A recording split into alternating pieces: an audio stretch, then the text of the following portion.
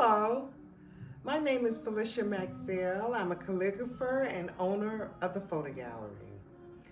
I would like to take a few moments to talk to you about the Photo Gallery. Here at the Photo Gallery, our mission is to host artists, crafters, and any creative persons who have been overlooked in the mainstream art world. I opened the Photo Gallery in 2007 to showcase my own calligraphy artwork because I was having such a difficult time finding a venue. Realizing that I was having such a hard time, I was sure that other artists and crafters were having a hard time as well. So in 2015, I opened the Photo Gallery to other artists and crafters. Since then, we have had over 15 different individuals here at the Photo Gallery, from quilters to game creators, to artists, to authors, just to name a few. So if you're a creative person out there looking for a venue, text me at 703-627-4441.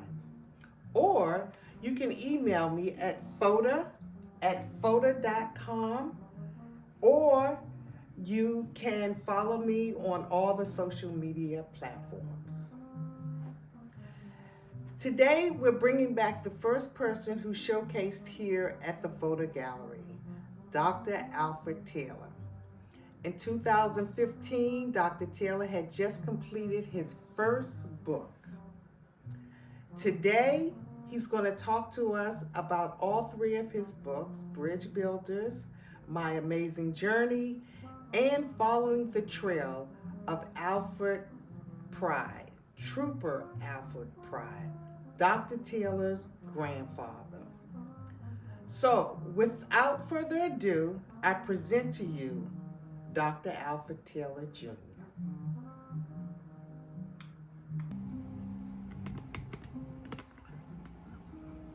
Thank you, Ms. McPhail. It's my pleasure to be here and return to your gallery to talk about the three books that I have written.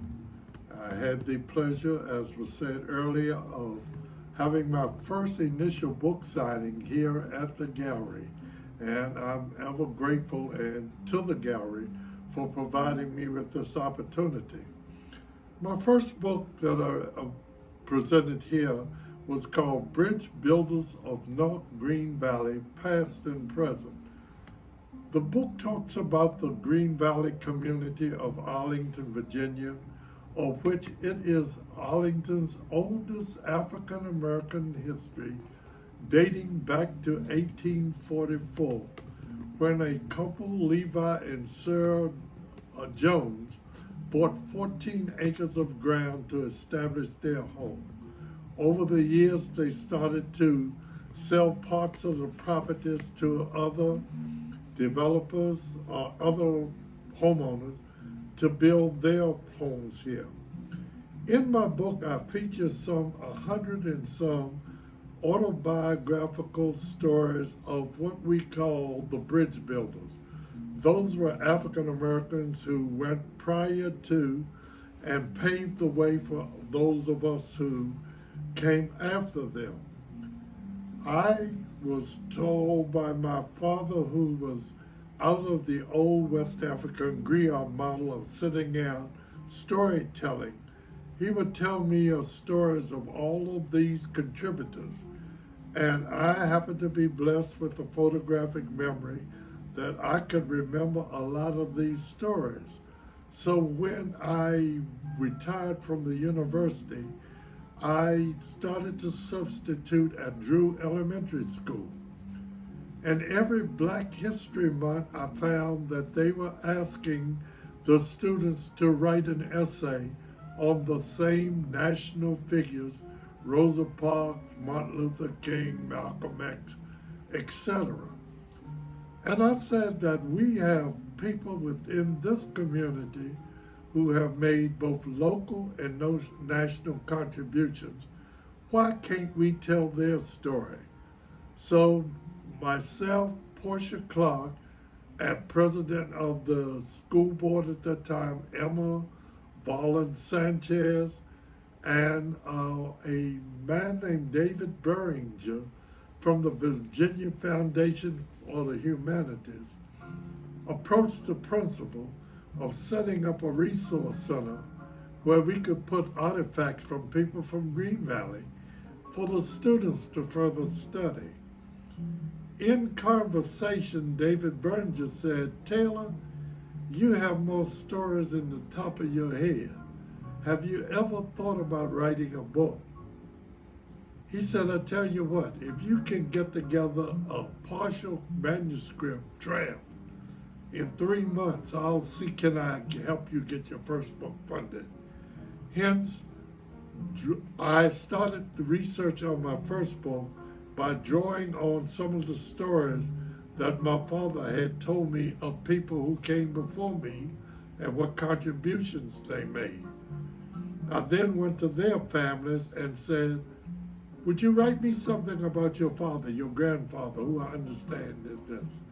And my first book, Bridge Builders, was published with about 100, close to 100 and some stories of what I call bridge builders. Mr. Beringer told me that on your first book said, "You have more stories in the top of your head. Have you ever thought about who's going to write your story when you are gone?" So hence my second book of What Amazing Journey is my autobiographical, partial autobiography that I wrote from my birth through my 67 years of marriage with my wife. If you notice the cover, it has a flock of geese on it. I base my life story on the flock of geese. When they start their migration each year, there is one goose in the front, and the rest of them fly behind that goose with a V shape. They are drafting off of that one goose. Well, my life started here in Green Valley in 1934. And my journey, I said my father was at the lead.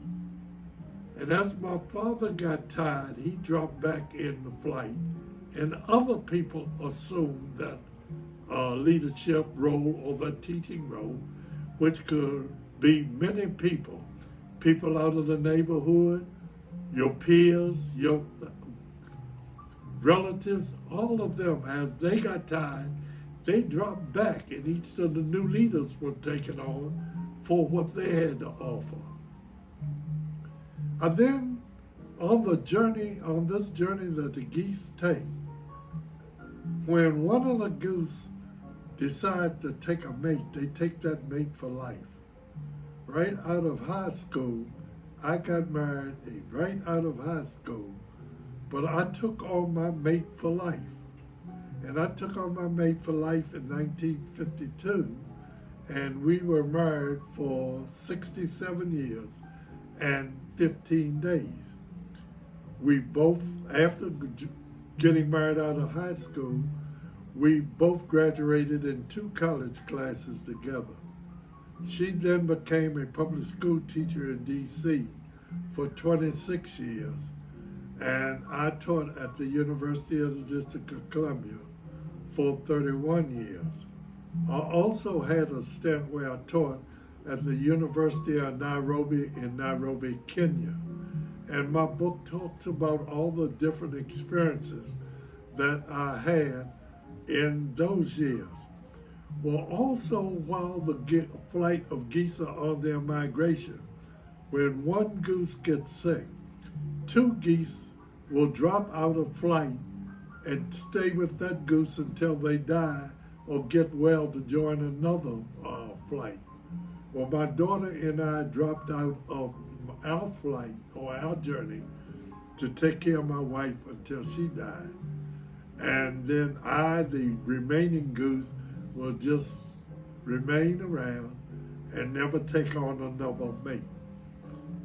Well, while doing the book on who's going to tell my story, I started to do my mother's genealogy.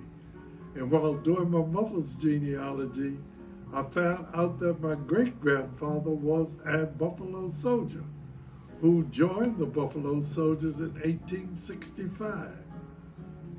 I then started to delve into tracing the Buffalo Soldiers, not from the movie version that you always see, but trying to tell the story of the Buffalo Soldiers from his eyesight of someone who went through the atrocities, the racism, and things that they went through in fighting the Indian Wars.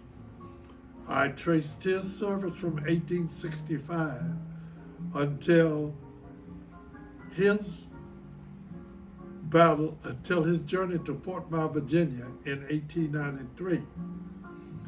After the last Indian War, which was the Battle of Pine Ridge or the Battle of Wounded Knee, my great-grandfather's troop, the 9th Cavalry Company K, was the first troop of African Americans brought east of the Mississippi and was stationed at Fort Myer, Virginia from 1891 until 1893, when the troop was then returned to Nebraska. But my great-grandfather retired at Fort Myer in 1893 and then settled in Georgetown, D.C. While tracing Georgetown, D.C., I found out that his mother-in-law, who would have been my second great-grandmother, was freed as a slave in Georgetown on May 13th, 1862. That was the year prior to the Emancipation Proclamation. Not only would have made her my third great-grandmother, but her daughter Martha, who would have been my second great-grandmother, was also freed at the same time. My great-grandmother at that time was 62 years of age, and because they were considered property, they put a price on her head for $150. My second great-grandmother, who was 30 at the time, had a price put on her head of $800.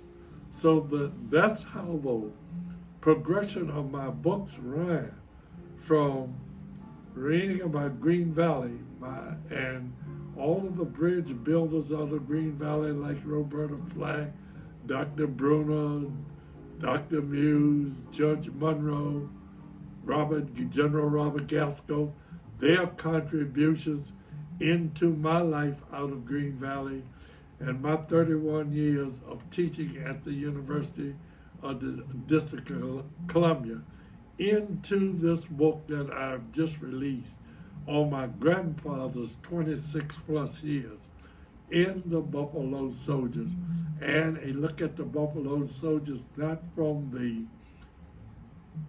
Hollywood version of Buffalo Soldiers, but from the eyesight of a man who lived it, lived the racism, the atrocities, how they were treated, but yet were still fought as patriots for the United States government, only to be used as pawns by the United States government in their quest to acquire land under the Discovery Doctrine and the Manifest Destiny. I think the books, you will find them very interesting reading. If you can read them from the perspective of knowing about Green Valley and those who contributed to the national outlook that's here, then from my life as an individual growing up in Green Valley to the life of my great-grandfather, who was a patriot in the true sense definition of a patriot in this time when we are talking about CRT and those things of that nature. So it was a pleasure, and I hope that I can come and return to you and meet each of you and talk further about my books in another setting or at another time. Thank you very much for your attention.